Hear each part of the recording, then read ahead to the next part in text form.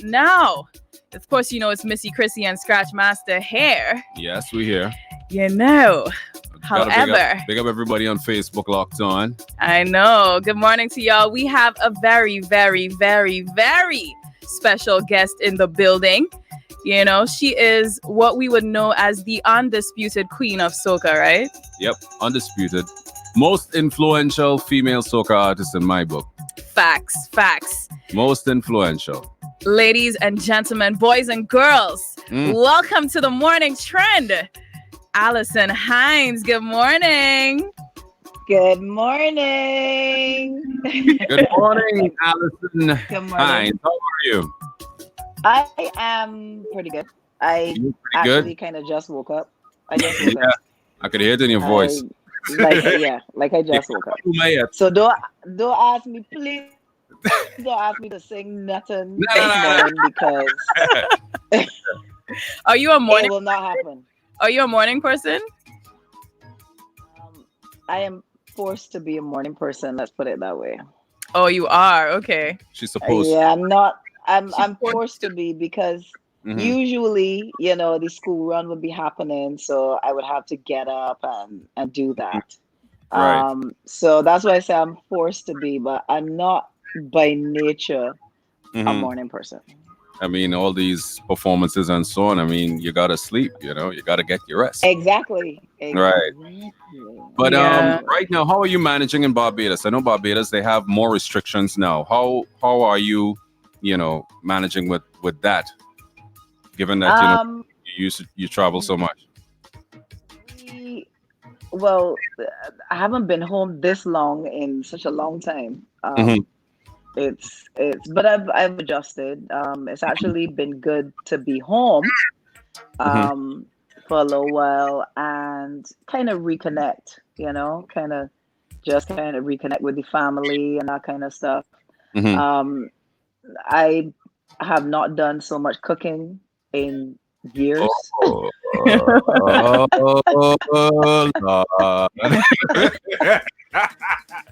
Because I'll tell you, I noticed some artists are claiming that they're making dishes. I have to big up Voice because he put out something on Instagram claiming that he made a bake. And I see he claimed that he made some curry, bust up shut and thing. And when we asked him about, yeah, I mean, Voice could sing, he could write, I know he could cook, So, when we confronted him about it last week, his response was, he has so many friends that he thought was his friends, and bad mind is a hell of a thing. Jealousy. I.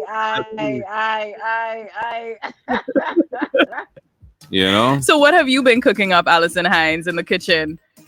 I really do simple dishes. I ain't doing a 4 or 5 course nothing.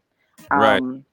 I will do, and I tend to cook light in terms of, do like stuff with like lots of gravy and sauces and that kind of thing. The closest I would get to that is if I do like a pasta Alfredo, but I'll do like a ton of vegetables and stuff in it. Right. And I'm pescatarian, so I would I have like some flying fish. I just went and bought some dolphin and stuff, so I would probably, fry some dolphin or grill some salmon later on in the week. Yeah. I do brown rice, that kind of stuff, sauteed vegetables. Like that's the kind of way that I like to cook. Now tell me something. They made the announcement just a few days ago that crop over is, I don't know if it's canceled or postponed in Barbados, right? It's canceled. It's canceled. How are you taking it, and how is the your peers taking that announcement? I actually even haven't really had a chance to speak to any of my counterparts at this point. But it is, obviously it's a huge blow to us as artists and entertainers and those that are in the creative arts. But it's also a blow to the economy because obviously that will be a time that we would get a lot of people coming in. Right. That's a lot of foreign exchange that we will be missing out on.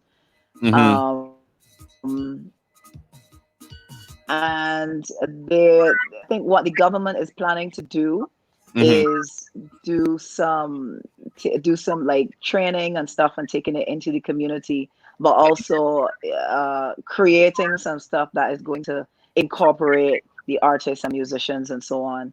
Right. And there's also the government is also putting a fund in place that will also be able to help out people in the arts and so on.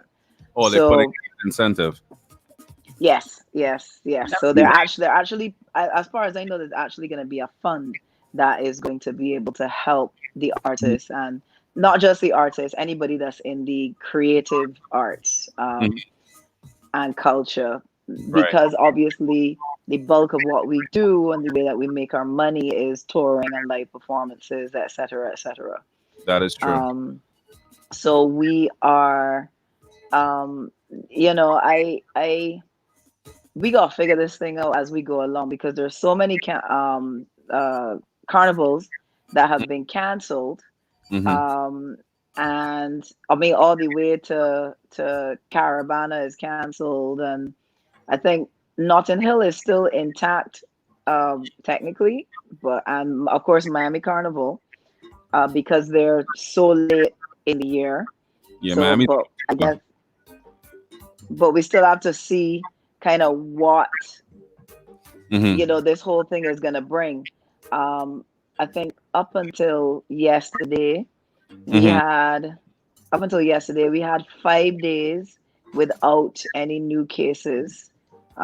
We're hoping that continues, but with this virus, you never know, and we're still testing.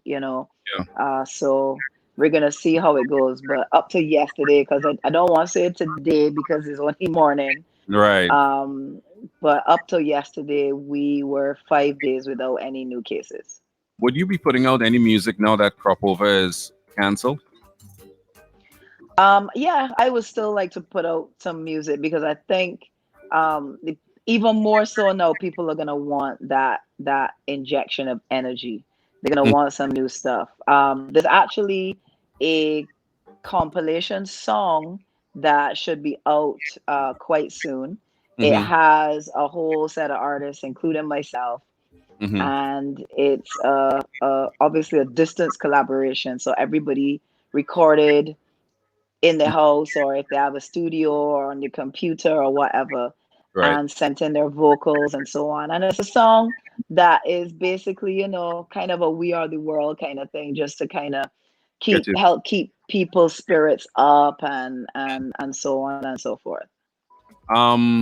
You recently came out with the Faluma, well, not the song, but I think you did a PSA with regard. You changed up the lyrics for with washing your hands and that kind of thing. How did that come about? Did you see someone do it, or that's totally on you and coming out with that? It was actually inspired by a fan. A young lady posted a video with her washing her hands and with Faluma playing in the background. And she just washed her hands and she was winding down the place, and she was, and I thought it was the cutest thing. And I said,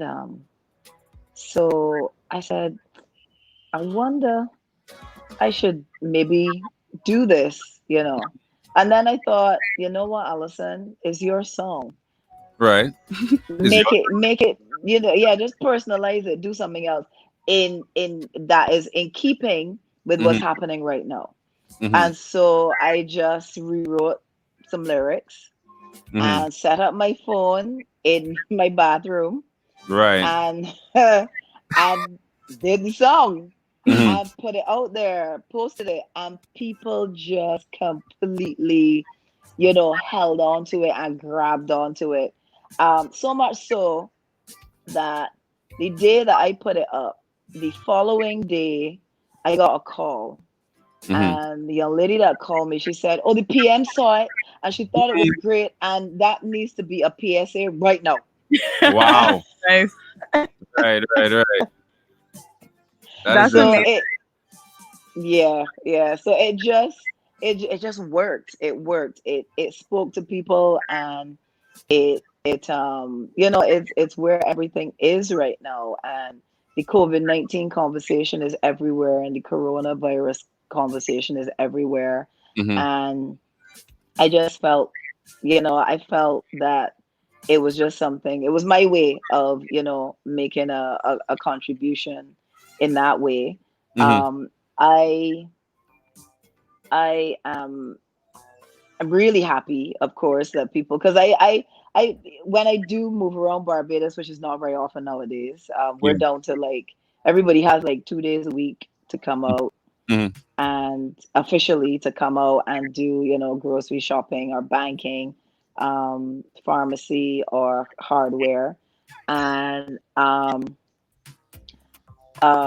when I do see people, there's always somebody, yeah, Alison Faluma, ding, ding, ding, wash your hand and ting. And Right. I'm like, that's good. That's really good, because it means that it really resonated with people on a different level. There were so many parents that were like, oh, my children are gonna love this and they're gonna be so happy. And then there are little kids that wouldn't know Faluma because they're so young. And Mhm. so this, would be a way for them to be able to connect and then connect to me. So, it all works. Did you? That's amazing. And I Mhm. know that recently, a few months ago, you lent your talent over to the film industry. So tell us about how it was acting in the film. Right. The film is called Joseph. It's a drama type movie. The premise of it is a young man, a young Caribbean man, Mm-hmm. who wants to reconnect with his African ancestry. So he's a star. That's who the movie is named after, Joseph. And he plays my son in the movie. And we are really an affluent Caribbean family. My husband is Jamaican, my son is Jamaican, my daughter is Bajan. So we've been, I had kids in Jamaica and had them in Barbados and all over. And my daughter is played by Chantel Lane, and it was a lot of fun. It was challenging. It was different. Um, Acting for film is different than for being for a play, because with a play you have to be exaggerated and you have to project, and your character has to reach the back of the theater. Mm-hmm. Whereas film is the complete opposite. Film is really much more. You have to be more natural. Um, if yeah, you have to be more natural. Everything has to be more pulled back, because the camera is gonna pick up every little nuance on your face, every inflection of your voice, and so it's less, and less is more when it comes to filming. But filming for the big screen. Mm-hmm. Did And I you take really what's that? Did you have to take acting lessons? I had taken a few before, and Chantel and I did like a major one just before we traveled, because we shot the movie in Barbados, Jamaica, and Ghana. Mm. And we so we did one before, but then we didn't have a lot of time, so it was really just kind of rehearsing together with the other actors once everybody was together Mm-hmm. and going through scenes and that kind of stuff. But it was really good. I enjoyed the experience of being in front of the camera. Right. And I would definitely, I definitely want to do more You want to acting, do more film acting. Mm-hmm. Oh, What? nice. Yeah, for Question. sure, for sure. From the acting now to the stage. Now, Alison, we mentioned when we started the segment that you are probably the most influential female soca artist of all time right now. When you started off with your days of with Square One and so on in an industry that has been so male dominated, Mm-hmm. right? How was it? Was it difficult for you at any point in your career to really make that name for yourself and be strong at the same time? Um, I believe that I was very I wouldn't say lucky. I was very blessed to Mm-hmm. be in a band like Square One, Mm-hmm. where we were all growing together, we were Mm-hmm. all developing together, and we were all encouraging each other. Okay. And we became a real family. So much so that we have a Square One group chat and we talk to each other just about every day Yeah. since. So it's a family that has continued. Mm-hmm. And because of that, I was sheltered from a lot of what could have been pitfalls for a female artist. Mm-hmm. Being a solo female artist, if you don't have the right people around you and you don't have the right guidance, Mm-hmm. you can fall into some very serious kind of situations, especially when you're young and you're upcoming and you don't know too much, Mm-hmm. and people can take advantage of you, etc. And the guys really, I was the youngest in the band. I was the Mm-hmm. only female, and Yeah. so they were my big brothers, and they looked out for me, and we looked out for each other, and that's what helped me to be able to develop in a real way, and to just have the space, Mm-hmm. and the comfort and the confidence to be able to really get into becoming the artist that people see today. The artist that you see today is a product of many things. Of my mom, who was my absolute rock Mm-hmm. for my time being, and she was the one that gave me the encouragement in a time when a lot of my colleagues were not encouraged to go into music. They weren't encouraged to go into the music business. It was considered, oh, there's drugs and there's alcohol and there's slack behavior, and Mm-hmm. that's not something to. It's not a job. Right. Or if you were, you didn't get through in your academics, you became a musician. Like, it was that kind of mindset. Mm-hmm. My mom was one of the main people that gave me lots of support when I told her I wanted to be in a band, because she knew her kid, and the guys, and and George and Cecil and all the guys Mm-hmm. um really helped me to be able to develop. And so without a Square One and without my mom and that encouragement, I would not be half the artist that I am right now. And so I can never tell my story without Mentioning. mentioning Square One That's and amazing. all of what we went through and where I am today. I want to get a little story from you. There's an Mhm. epic performance with yourself, Destra,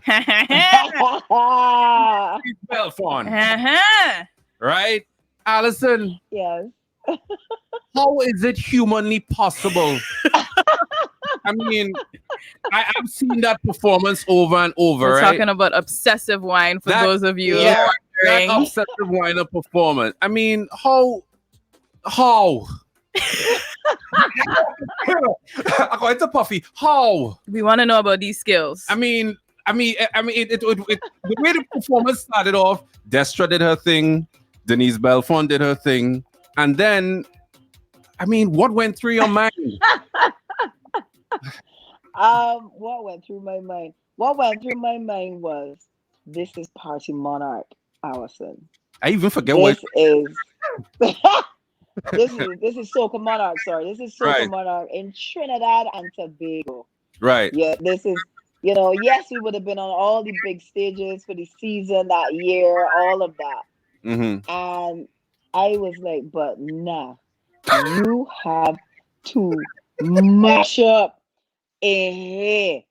All of these thousands of people, I'm sure there was at least a good 20, 30,000 people in Mm-hmm. that place that night. Right. I said, nah, Allison, you cannot, nah, Mhm. flatten. That was all that was in my mind. Flatten it. Oh boy. So tell me, along the way, did you practice these skills? Were you taught specifically by someone? How? You know, we the ladies of the Caribbean want to make sure that we are matching up to greatness. Because not everybody could whine. That is an It's art. very That true. is a specific Yep. skill. Not everybody could do that. It's very So true. again, It's very true. Mhm. You saying how she ain't giving this? You know, I told her. Listen, Mm. understand, y'all might not realize, and people don't know this because they feel I don't know that I was born whining. I come out the womb and just start whining. Right. It. I was a British kid, okay, Mm-hmm. born in England, went to school there, did my primary school there, Mm-hmm. moved to Barbados, used to visit Barbados in the summer. Mm-hmm. I did not know, I can't whine.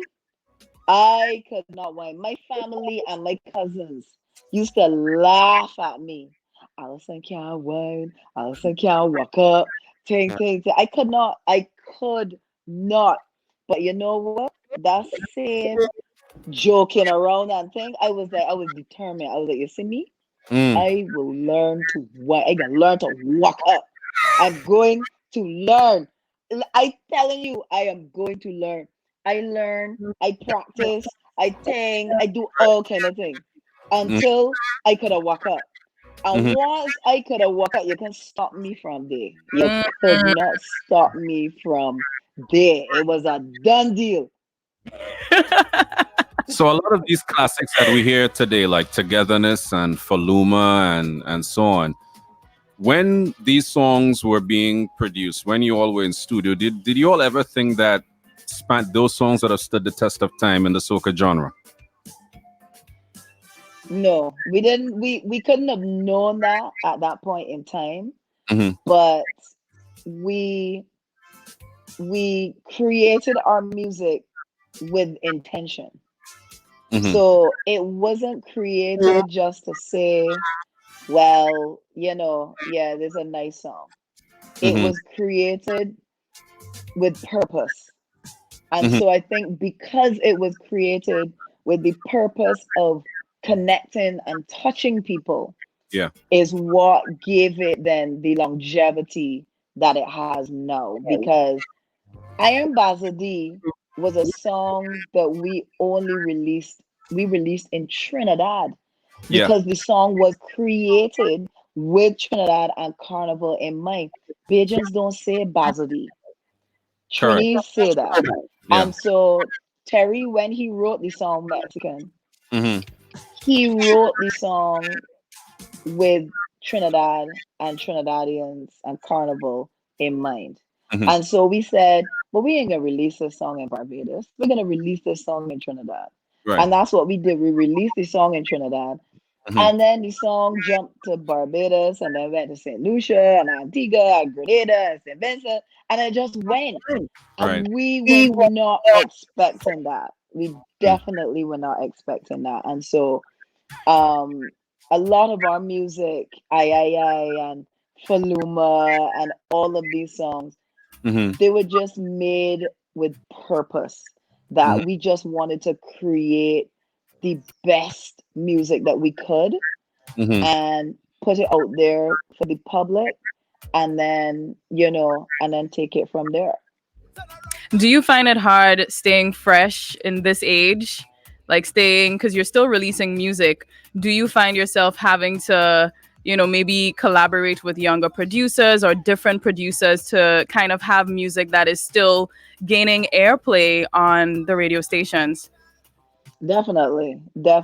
As an artist, especially being in the business for as long as I have, Yeah. you absolutely have to stay connected to what's happening Mm-hmm. without losing who I am as an artist and what people still love about me as Alison Hinds. So yes, I've definitely been working with young producers, young writers, doing collaborations with young artists. That is all about remaining relevant and staying current and staying a part of what's happening. I do want to transition eventually and just kind of change the way that I do what I do. And we, me and my team are already starting to work on where do I want to be, how do I want to transition, how do we want to do that. Right.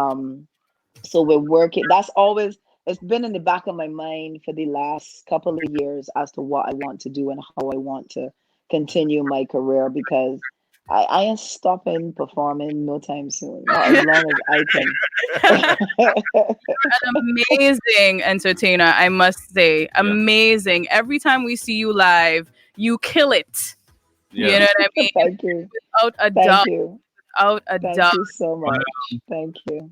I know you part of your performance, like some fellas would want to quote unquote test you, right? Yes. Was it Thunder that tried the last Thunder time? can't come close. Listen, there was this particular artist that we both know very well who goes by the name of Moto, right? Right? We have to wrap up because we only have 2 minutes, right? But what was that experience like? And would you say that you were properly challenged? Yeah, Moto was a proper challenge. Mm, He was so awesome and so fun. yeah. When I saw him touch the stage, I was like, "Oh Lord, it Yeah. done, Uh, it done." Because this little boy have no bones in his waist whatsoever, Oh mm, none. wow. And then when he jumped on me and hopped back off, like that was it. It was that video went. Listen, that video went oh, you didn't so I see. need to know what viral. he Right now. jumped You on top need to see that. Listen, yes, yes. He was doing of all of his antics, and oh, then he just hopped on top of my bumper and bounced right back off. And I was like, this is nuts, Right. crazy. Before we go, what advice would you have for young female artists that want to be, dominant in this genre called soca? Mhm. Well, I know they're gonna be inspired by people like myself. Hmm. And now there's Destra, there's Nyla, there's strong female artists in the business. Yeah. So I know they're gonna be inspired by one or all of these women, but you need to make sure that you find your own thing. Be unique, be you. Nobody could be you better than you. So whatever it is that makes you you and makes you unique, that's what you have to focus on. Make sure you create great music. So whether you write for yourself or you find great writers, producers, etc., Hmm. make sure you do that. Have a strong support system. And that support system could be two people, but two people who you value, who are going to give you the real deal, and not people that are just there to be hangers on. And you don't need entourage. Entourage is only get you in trouble. Um, Stay spiritually grounded, whatever that is, whatever helps you stay centered, because you're going to need it in this business, because it's a very fickle business and you're up today and you're down tomorrow. So you need to have that. And know the business side of it. Know about copyright and what your rights are as a performer, as a writer, as an arranger, producer, whatever it is that you want to do in music. Make sure you know the business side of it. Keep a hand and keep an eye and keep both eyes on your money. Make sure that nobody takes advantage of you as a female in the business.